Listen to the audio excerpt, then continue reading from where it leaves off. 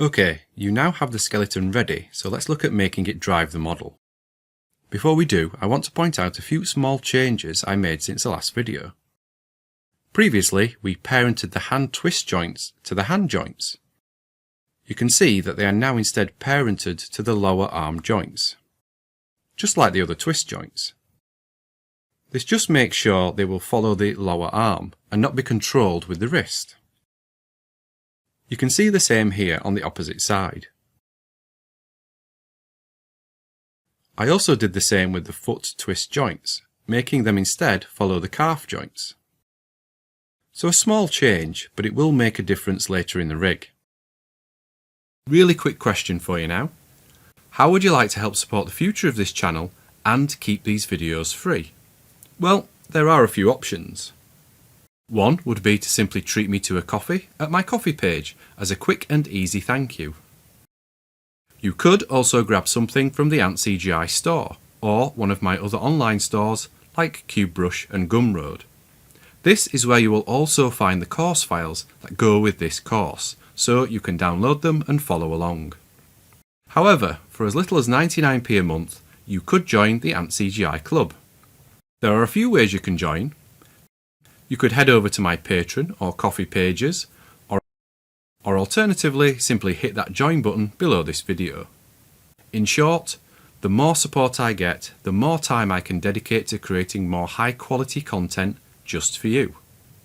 To get more information on how you can help, follow the link on the screen or in the description below.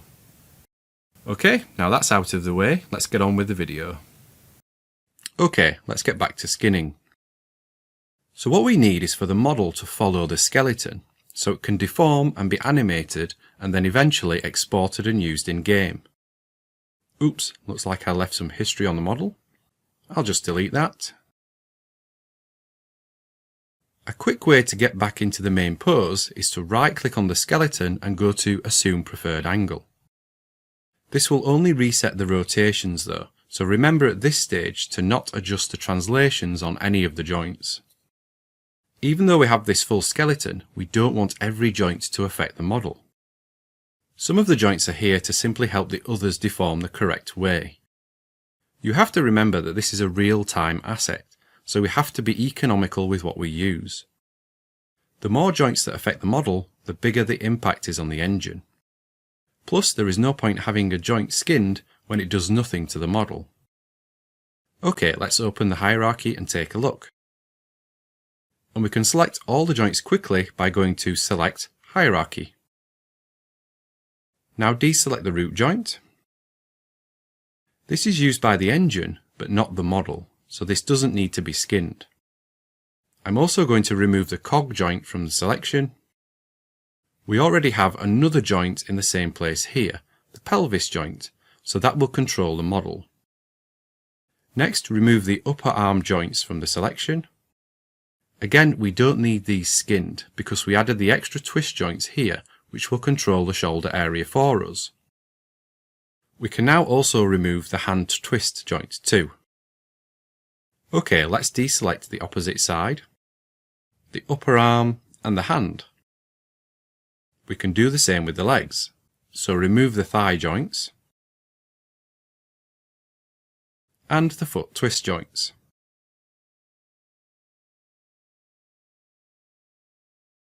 There we go.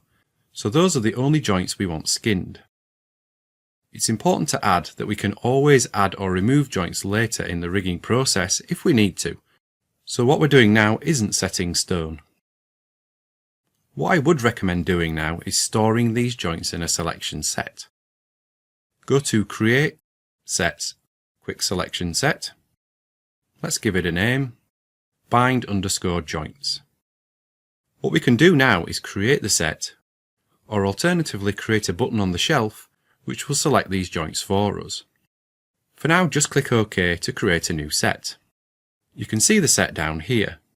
All I need to do now is right click on it and choose Select Set Members. That will quickly select those joints again. If we open it up, you can see all the joints inside the set here. So when it comes to rigging, you may find that you need to detach and reattach the model a few times as you're testing how it deforms. This could be to add extra features to the rig later or fix bugs, so it can be useful to have the ability to quickly select these joints. It may not be such an issue on something like this, but if you're working on a high-end rig with a lot more joints, it can be a lifesaver. Okay, with the joints selected, let's look at skinning the model. Add the model to the selection. Go to Skin, Bind Skin and open the options. I'll reset this. As you can see, we have lots of options here. First, we want to change bind so it will only bind to the selected joints. We don't want the full hierarchy. We also want to change maximum influences to 4.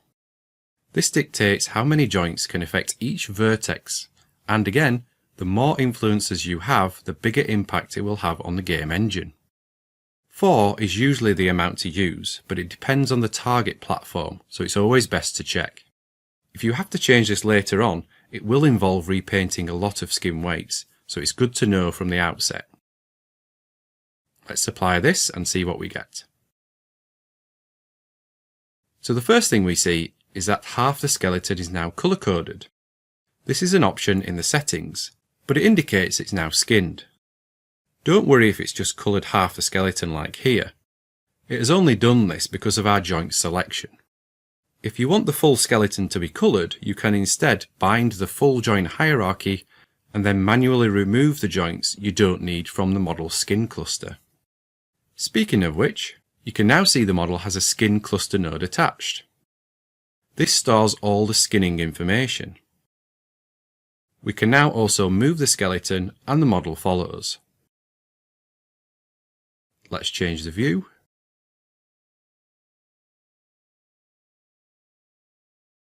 That's better. So what we have are the default weights, which is a starting point. As you can see, the arm doesn't deform in the right way just yet. Let's look at the fingers. They are a good place to test how things are deforming. You see, this finger looks very soft and spongy.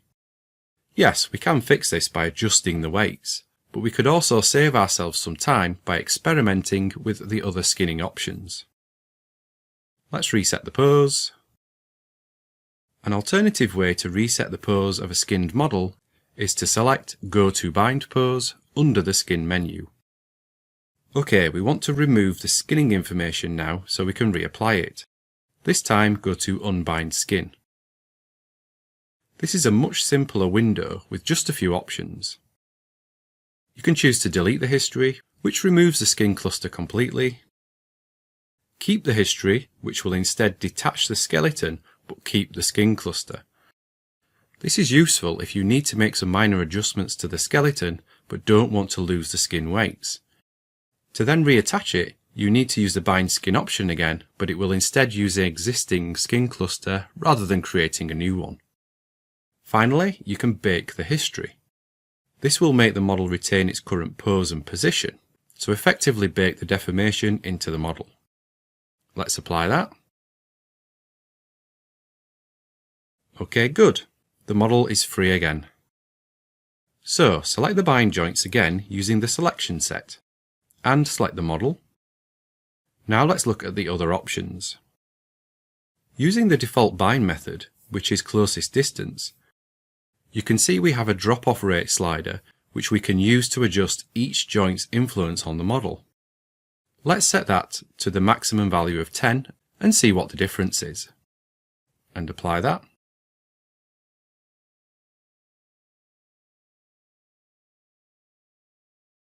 So you can see here around the elbow the drop-off is a lot harsher, so we get a smaller distance where the joint's influence ends and another begins. Let's undo that and reduce the drop-off rate instead.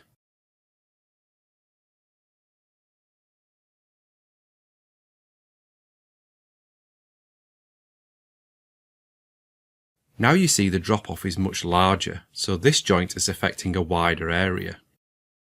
It's affecting the whole arm now. So that's not ideal for this sort of setup. In this instance, you want to try and keep each joint influence smaller, so a drop-off rate of around 5 or higher would work. Okay, so that's the first bind method, closest distance. This tells Maya to use the closest joints to influence the vertices and ignore the hierarchy. In some instances, this can cause unwanted influences of the skeleton if not positioned correctly. As we said in the beginning of this workshop, the creature's arms were lower, so with this option, we would run the risk of the finger joints affecting the leg, because with the arms lower, the finger joints are then closer to the leg parts of the model. This again is why we raise the arms slightly. Next we have closest hierarchy, which is a better option in these circumstances.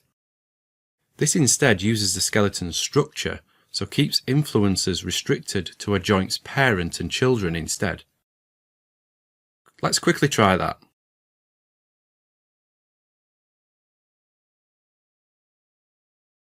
You see, it doesn't look much different, and that's because we have the arms in a good position, so closest distance works as well.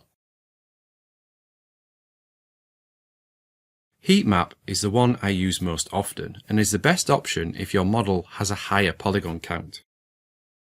It essentially heats up each joint and uses the fall off to check for and influence the surrounding vertices, so you get a tighter influence. It will also ignore any joints that aren't inside the mesh, so in some cases you may have to go in and add them manually. If we select that option, you will see that we now have a new slider, Heat Map Fall Off. Like with closest distance and closest in hierarchy, this controls how far the heat map will search for vertices to influence. Now this does take a little longer to calculate. Okay, so if we look at the elbow again, it's not that different to how we had it before. Where heat map really does shine though is with areas like the fingers. You see, we are getting a much better deformation here. The finger is more solid, so it means there's less cleanup work to do. Okay, let's unbind this and see what effect the fall off slider has.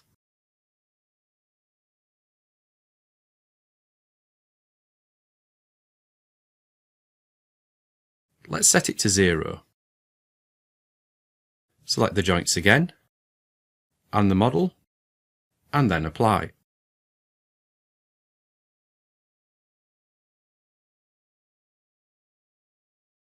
As you can see, the elbow has a greater influence over the model now, but it's a nicer, more gradual influence than when we use closest distance with a low drop-off rate. Let's check the finger again. So this is softer, as you would expect, but it's still an improvement over the default option. Let's undo that and set the fall off to 1.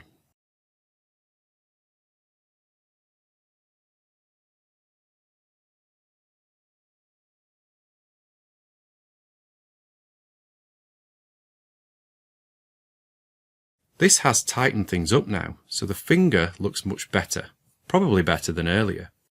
We would just need to adjust the crease here a little.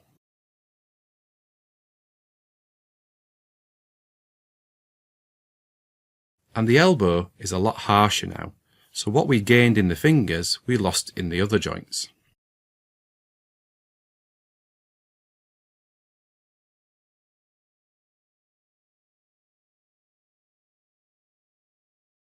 The shoulder works quite well too. Still needs work though, but under the arm looks nicer. Let's undo and compare this with closest distance again.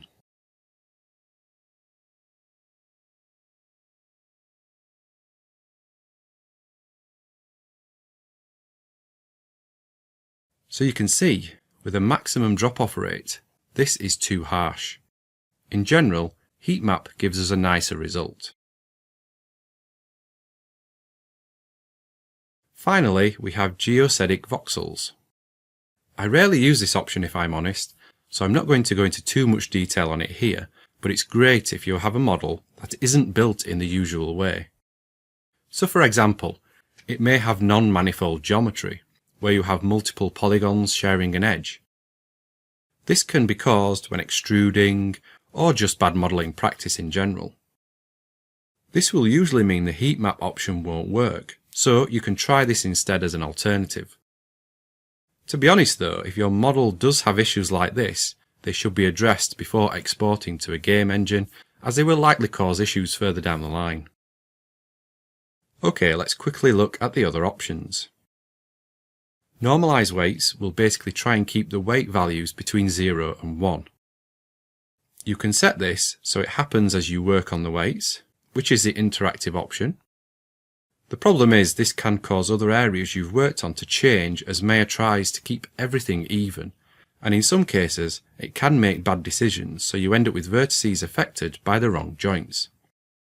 You can get around this though, but I'll discuss that shortly. None simply turns this off, but then you run the risk of weight values being higher than 1.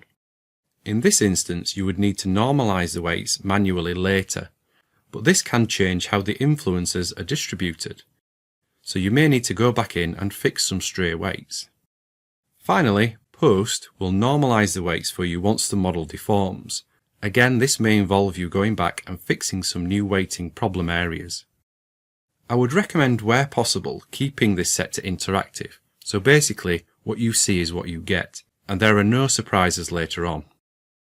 Now, you can control how the normalization is distributed with this option. If you leave it set to distance, you will likely get issues with vertices being assigned the wrong weights.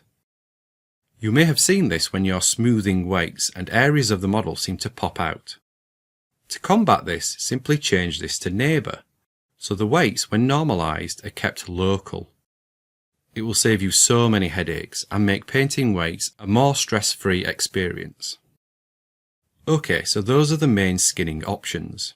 So let's now bind our model and look at what other options are available to you to edit the skin weights. So I want heat map, and as mentioned I'm going to change weight distribution to neighbour. I'll also set the fall off so it's around the default value again, so 0.65. We will select the head model this time too, so that also gets bound. Okay, apply that. Let it calculate. And that's done. Just do some quick tests to see how it deforms.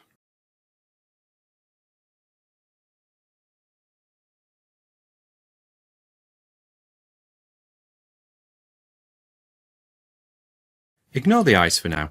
They will be skinned, but they only need to be influenced by the eye joints. Okay, looks good. So here we have our skin cluster node. There are a few options we can change in here, like how the weights are normalised. We will leave that though. The envelope is a good attribute to be aware of. Let's say I have a character posed, but I need to see the model back in its default pose. Maybe I'm working on some blend shapes, for example. I can simply set envelope to 0. This essentially turns off the skin cluster's influence. Okay, so, as good as heat map is, there may be some joints that got ignored, like this twist joint. It doesn't seem to be attached to a skin cluster, so we need to add those to the main skin cluster too, so they influence the model, and so we can adjust their weights. Let's check the other twist joints. Okay, this isn't connected. Ah, that one is.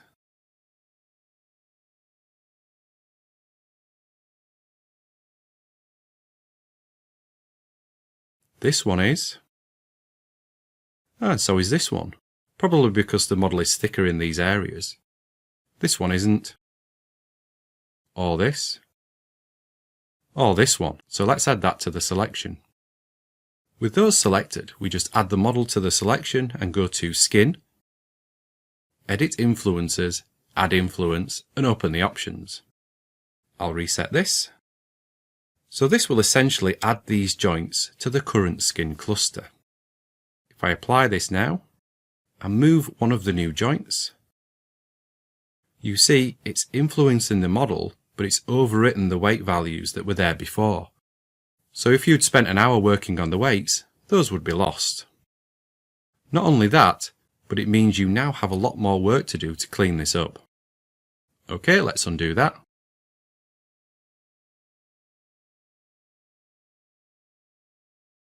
What I prefer to do when adding influences is to use the lock weights option and set the default weight to 0. This will add the joints to the skin cluster but not affect any weighting values that currently exist. You see, the joint doesn't affect the model yet, but it is now attached to the skin cluster node. And we have also maintained the weights we had previously. Okay, so now all the joints are connected, let's look at how you can adjust the weighting values.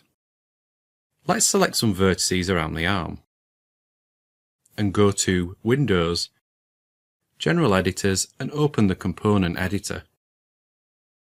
If we look under the Smooth Skins tab, we see a chart. This lists all the vertices down the side and each one's influences across the top. So you can see exactly which joints are affecting which vertex and by how much. What we can also do is change these values to update the weights manually. If we set this column to 0.2, you see the weights change, but all the weight values have also updated to take into account this change. That's the weights being normalized. So that's one way to adjust the weighting, and it's perfect for when you get those stray weights that just don't want to be painted. The main way to adjust the weighting is to interactively paint them, which is much easier and a lot quicker. To open the Paint Weights tool, just go to the rigging shelf and click on this button here.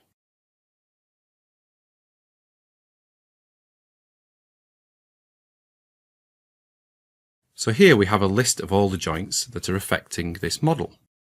If you select one, you'll see a grayscale area appear. This is that joint's area of influence. If we scroll down, we will see those twist joints we added manually. You will also see the padlock next to them is yellow, indicating these are locked, which is fine. If you remember, we locked the weights when we added these to stop them influencing the rest of the model's weights. So we just need to go through and unlock these now. Just click on the icon to do this, and let's find the rest while we are here.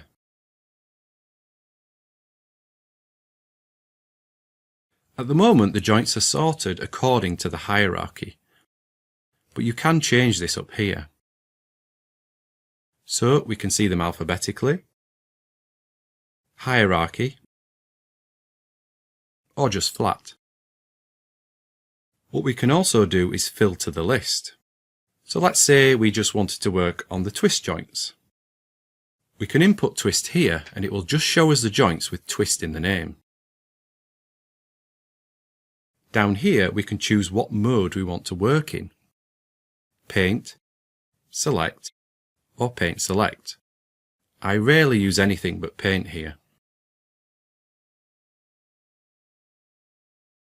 Next we have the main area where the paint tools are.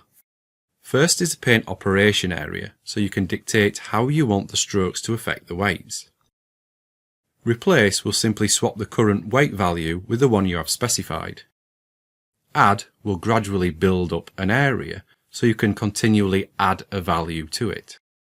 Scale will simply scale the values, but again I never really use this.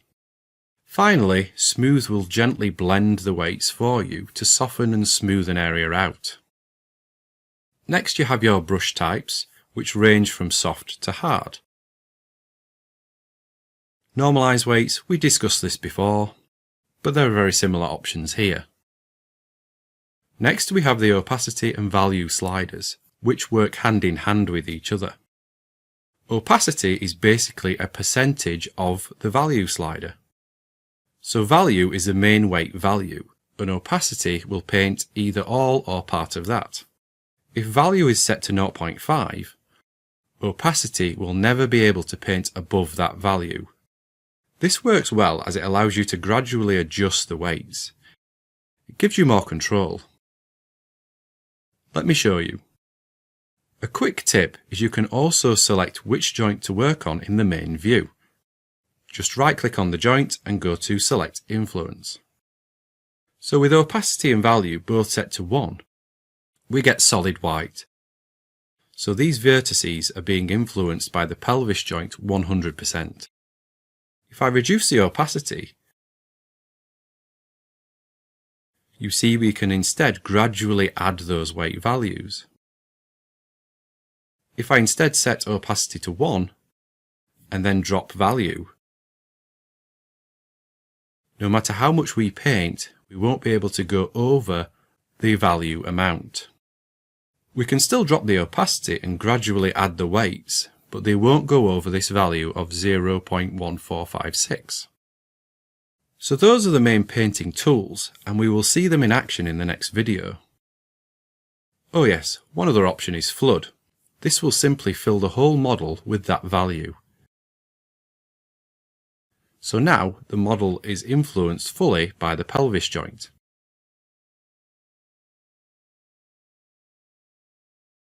Down here we can control how the influence is represented. Personally, I prefer to work with just grayscale, but you can enable colour feedback if that works best for you. With this enabled, red is the higher weight value.